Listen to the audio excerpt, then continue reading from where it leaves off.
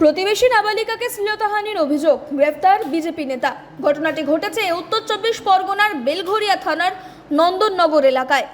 ধৃতের কঠোরতম শাস্তির দাবিতে সরব হয়েছেন স্থানীয়রা। জানা গিয়েছে, ধৃতের নাম দেবাশিস চক্রবর্তী। তিনি বেলঘরিয়ার নন্দননগরে সক্রিয় বিজেপি কর্মী হিসেবেই পরিচিত বলে দাবি তৃণমূল কংগ্রেসের।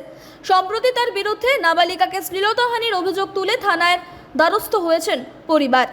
এরপরই বেলঘরিয়া স্টেশন সংলগ্ন এলাকা থেকে গ্রেফতার করা হয় অভিযুক্তকে। সোমবার ঘটনাটি জানাজানি হতেই বিজেপির বিরুদ্ধে সরব হয় তৃণমূল কংগ্রেস। কামারহাটি পুরসভার চেয়ারম্যান গোপাল সাহা বলেন, ধৃতের বিরুদ্ধে আগেও পুলিশের নানান অভিযোগ ছিল। আসলে সমাজ বিরোধীদের এখন আশ্রয়স্থল হয়ে উঠেছে বিজেপি। এরকম আরও অনেকেই বিজেপি করে যারা নারী নির্যাতনে অভিযুক্ত। যদিও এ নিয়েও বিজেপির উত্তর শহরতলির সভাপতি চণ্ডীচরণ রায় বলেছেন, এই রকম কেউ বিজেপি করে বলে আমার জানা নেই। তবে আইনের উপর আমার আস্থা আছে। সে যেই হোক, অভিযোগ সত্য হলে শাস্তি হবে।